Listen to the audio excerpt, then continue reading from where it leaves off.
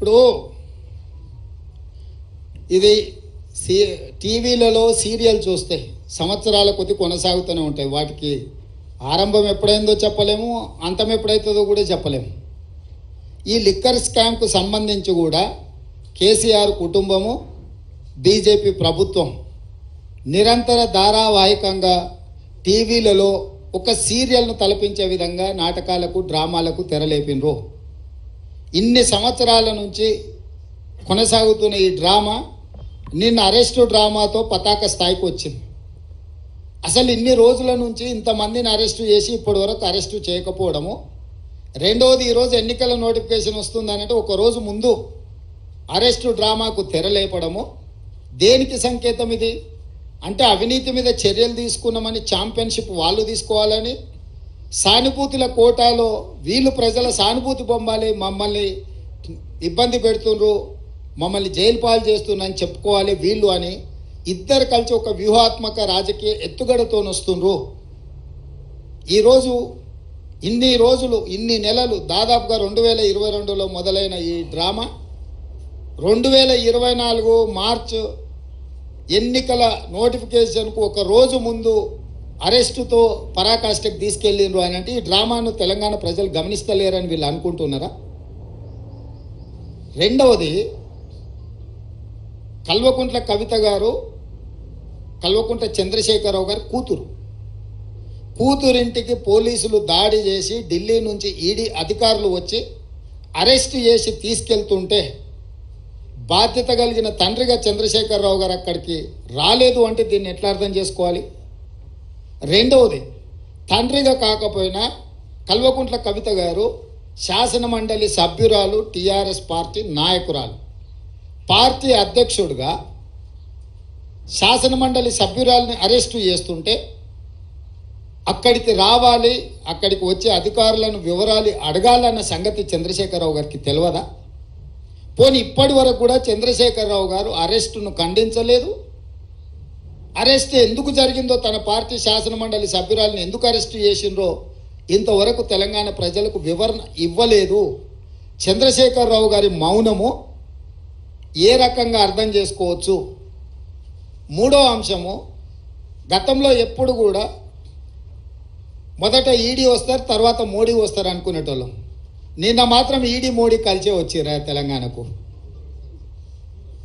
అంటే అవినీతి పరుల మీద చర్యలు తీసుకుంటున్నామనే ఛాంపియన్షిప్లో మోడీ గారు కోట్లు పడాలి, అయ్యో పాపం ఆడపిల్లని అరెస్టు చేసిందనే సానుభూతితోని బీఆర్ఎస్ కోట్లు పడాలి. సర్వేలని 12 సీట్లు కాంగ్రెస్ గెలుస్తుంది అని కోడై కూస్తుంటే రాజకీయంగా కాంగ్రెస్ పార్టీని దెబ్బతీయడానికి ఈ రకమైన ఒక చీప్ పొలిటికల్ టాక్టిక్స్ ప్లే చేస్తున్నారు. కాబట్టి ఇప్పటికైనా మోడీ గారు, కేసీఆర్ గారు ఈ డ్రామాలు కట్టిపెట్టి 10 సంవత్సరాలు మోడీ గారు తెలంగాణ ప్రజలకు ఏం చేసిండు? పేదలకు ఇండ్లు ఇచ్చిండా? రైతుల ఆదాయం రెండింతలు చేసిండా? ప్రతి సంవత్సరం 2 కోట్ల ఉద్యోగాలు ఇస్తా అన్నాడు, ఇప్పటికీ 20 కోట్ల ఉద్యోగాలు ఇవ్వాలి. తెలంగాణలో ఎన్ని ఉద్యోగాలు ఇచ్చిండు? స్విస్ బ్యాంకులో ఉన్న లక్షల కోట్ల రూపాయల నల్లధనాన్ని తెచ్చి ప్రతి పేదవాడి ఖాతాలో 15 లక్షలు వేస్తా అన్నాడు. ఆ 15 లక్షల రూపాయలు ఎంతమంది ఖాతాలో వేసిండు? మనకు ఇస్తా అన్న పునర్విభజన చట్టంలో బయ్యారం ఉక్కు కర్మాగారం ఎందుకు ఇవ్వలేదు? కాజీపేట రైల్వే కోచ్ ఫ్యాక్టరీ ఎందుకు ఇవ్వలేదు? ఐఐఎం ఎందుకు ఇవ్వలేదు? ఎన్టీపీసీలో ఇంకా 2400 మెగావాట్ల విద్యుత్తు ప్రాజెక్టులను ఎందుకు నిర్మించలేదు? గిరిజన యూనివర్సిటీ 9 సంవత్సరాలు ఆపేసి ఇప్పుడు ప్రారంభించడానికి కారణం ఏంది? మెట్రో విస్తరణకు అనుమతి ఎందుకు ఇవ్వలేదు?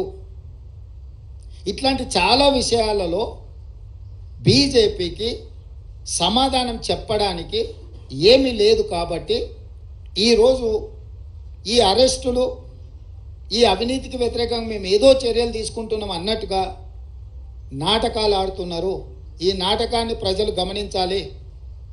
మొన్న జరిగిన ఎన్నికల్లో మేము ఇచ్చిన మాట ప్రకారం ప్రజలకు అన్ని రకాలుగా సహాయంగా నిలబడి ఒక విశ్వాసాన్ని కల్పించి స్వేచ్ఛాపూరితమైన వాతావరణంలో పరిపాలన అందిస్తున్నాము. రాబోయే పార్లమెంట్ ఎన్నికల్లో కాంగ్రెస్ను దొంగ దెబ్బ తీయడానికి వీళ్ళిద్దరు కలిసి ఆడుతున్న నాటకము. ఒకవేళ ఇది నాటకం కాకపోయిన ఉంటే చంద్రశేఖరరావు గారు ఎందుకు ఇంతవరకు స్పందించలేదు? కూతురుని అరెస్టు చేస్తే తండ్రిగానైనా స్పందించాలి. ఒకవేళ అలా స్పందించినప్పుడు శాసనమండలి సభ్యురాలను, పార్టీ సభ్యురాలని అరెస్టు చేస్తే పార్టీ అధ్యక్షుడిగా స్పందించాలి. రెండు విషయాలలో వారు స్పందించలేదు, పత్రికా ప్రకటన విడుదల కూడా చెయ్యలేదు అని అంటే, నిన్న మోడీ గారు వచ్చిన వారు కూడా ఈ విషయాన్ని ఎక్కడ ప్రస్తావించలేదు. తెలంగాణ రాష్ట్ర పర్యటనలో మోడీ గారు ఉన్నప్పుడే నిన్న మధ్యాహ్నం 1:20 ఈడీ అధికారులు వచ్చారు. 5:20 కవిత గారిని అరెస్టు చేశారు. 7 గంటల తర్వాత ఢిల్లీకి తీసుకెళ్ళినట్టున్నారు. అంటే పూర్తి సమాచారం మోడీ గారికి ఉన్నది కదా. ప్రధానమంత్రిగా వారి పర్యటన ఉన్నప్పుడు ఈడీ అధికారులు, ఇన్కమ్ ట్యాక్స్ అధికారులు ఒక రాజకీయ పరమైన అంశంలో చర్యలు తీసుకుంటున్నట్టే ఎందుకు మోడీ గారు నిన్న తన రోడ్ షోలో ప్రస్తావించలేదు? చంద్రశేఖరరావు గారు మౌనము, మోడీ గారి మౌనం వెనకాల ఉన్న వ్యూహం ఏంది? వీళ్ళు ఎందుకు వ్యూహాత్మకంగా వ్యవహరిస్తున్నారు? అరెస్టు నేను ఖండించలేదు చంద్రశేఖరరావు గారు, అరెస్టును మోడీ సమర్థించలేదు. అంటే దీని వెనకాల కాంగ్రెస్ను దొంగ దెబ్బతీయాలనే ఎత్తుగడ ఉంది. తెలంగాణ సమాజం అంతా దీన్ని గమనించాల్సిందిగా కాంగ్రెస్ పార్టీ విజ్ఞప్తి చేస్తుంది.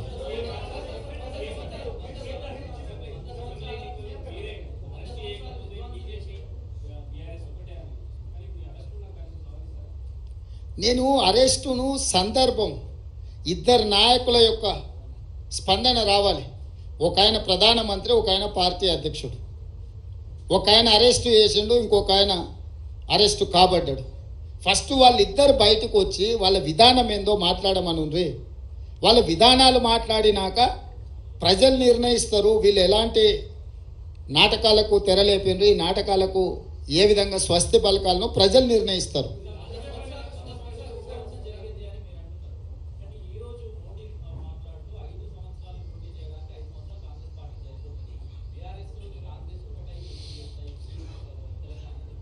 ఇప్పుడు నేనేమంటున్నానంటే 10 సంవత్సరాలు ప్రధానమంత్రిగా ఉన్న మోడీ గారు ఇట్లాంటి చౌకబారు ప్రకటనలు చేయడం వారి స్థాయికి తగదు. వారు 12-13 సంవత్సరాలు ముఖ్యమంత్రిగా ఉన్నారు, 10 సంవత్సరాలు ప్రధానమంత్రిగా ఉన్నారు. నరేంద్ర మోడీ గారు, మోడీ గారి మోడల్ అంటే ప్రజలకు ఏం చేసిండో వివరించి ఈ 10 సంవత్సరాల నా ప్రోగ్రెస్ రిపోర్ట్ ఇది, ఈ ప్రాతిపదికన మాకు ఓట్లు వేయండి అని తెలంగాణను అడగాలి. తెలంగాణ రాష్ట్ర ఏర్పాటుని అవహేళన చేసి కాంగ్రెస్ పార్టీ పార్లమెంటు తలుపులు మూసి నిర్బంధించి తెలంగాణ బిల్లు ఆమోదించి రాష్ట్రాన్ని ఏర్పాటు చేసిండ్రు. తల్లిని చంపి పిల్లను బ్రతికించిండ్రు అని మోడీ గారు మాట్లాడినరు. అంటే తెలంగాణ రాష్ట్ర ఏర్పాటు ప్రక్రియనే అవహేళన చేసి చట్టసభలలో మాట్లాడి రాజ్యసభలో, లోక్సభలో తెలంగాణను అవమానించిన మోడీ గారికి తెలంగాణ రాష్ట్రం గురించి మాట్లాడడానికి, తెలంగాణ అనే పదం పలకడానికి కూడా వారికి అర్హత లేదు. ఓట్లు అడగడం చాలా దూరం. ఈరోజు బీజేపీ నాయకులు ఎవరైనా సరే 10 సంవత్సరాల అవినీతి మీద ఎందుకు చర్యలు తీసుకోలేదంటే సమాధానం లేదు. ఈ లిక్కర్ కేసు కూడా ఢిల్లీలో నమోదైన కేసు, ఢిల్లీ ప్రభుత్వానికి వ్యతిరేకంగా నమోదైన కేసు. చాలామందిలో కల్వకుంట్ల కవిత గారు ఒకరు. కానీ తెలంగాణ రాష్ట్ర ప్రభుత్వం 10 సంవత్సరాల నుంచి పాల్పడ్డ అవినీతి మీద ఒక్క కేసు అయినా ఎందుకు నమోదు చేయలేదు? బీజేపీ నాయకులు ఈరోజు సమాధానం చెప్పగలరా?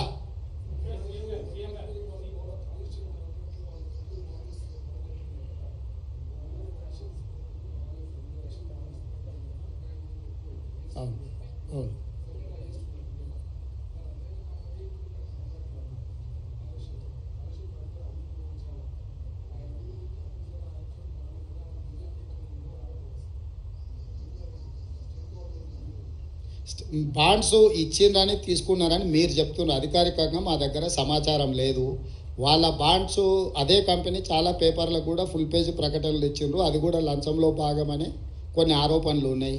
మీరేమి రాయొద్దు, వార్తలు రాయొద్దు, మీకు వ్యాపార ప్రకటనలు ఇస్తాం, ఆ రూపంలో మీకు కూడా కొంత వాటాలు పంచుతామని ఆ సంస్థ ఇట్లా చేసిందని కొంతమంది సివిల్ సొసైటీ వాళ్ళు వచ్చి మాకు ఫిర్యాదులు చేస్తున్నారు. ఈరోజు కాళేశ్వరంకి సంబంధించి జ్యుడిషియల్ ఎంక్వైరీ చేసినాం, 2 జడ్జిలను అపాయింట్ చేసినాం. ఒకటి విద్యుత్తు, 2 సాగునీటి. అదేవిధంగా ఎన్డిఎస్ఏ కూడా కంప్లీట్గా అథారిటీ ఇచ్చినాం. సాంకేతికపరమైన నిర్మాణంలో జరిగిన లోపాల మీద నివేదిక రావాలని. ఆ నివేదికలు వచ్చిన తర్వాత ప్రభుత్వం తదుపరి చర్యలు తీసుకుంటుంది. ఈ దేశము పట్టపగలు అర్ధరాత్రి పూట ముంబైలో AK-47 పెట్టి దేశ ప్రజల్ని కాల్చి చంపినా కూడా కసపును కూడా ఉరేయాలంటే ఒక చట్టబద్ధమైన విచారణ చేసిండ్రు. ఈ దేశంలో విచారణ చేయకుండా శిక్షలు విధించే విధానం లేదు. ఎవరైనా అట్లా చేస్తే తప్పిదం అవుతుంది. మేము ఆల్రెడీ ఎవరెవరి మీద ఏం చర్యలు తీసుకుంటున్నాము, ఏం విచారణకు ఆదేశించినాం, మీకు వార్తలు వస్తూనే ఉన్నాయి, మీరు చూసే ఉంటారు. ఏదైనా కాంగ్రెస్ పార్టీ మా ప్రభుత్వం కక్షా సాధింపు చర్యలకు పాల్పడదు. అదే సమయంలో అక్రమాలకు పాల్పడిన వాళ్ళని ఎవరిని మినహాయింపు ఇవ్వదు. చట్ట పరిధిలో విచారణ చేసి చర్యలు తీసుకుంటాము.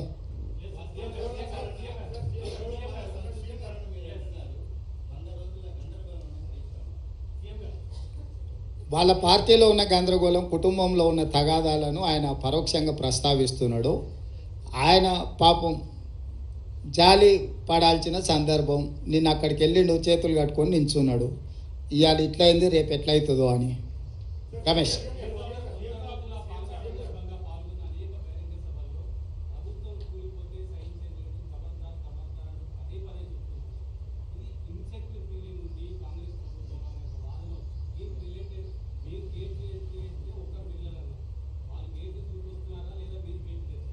ఇప్పుడు నేను ప్రభుత్వం విషయంలో మొట్టమొదట బీఆర్ఎస్ నాయకులు ఇది 3 నెలలు కూడా మనుగడ సాధించారు, మేము పడగొడతామని బీఆర్ఎస్ వాళ్ళు చెప్పారు.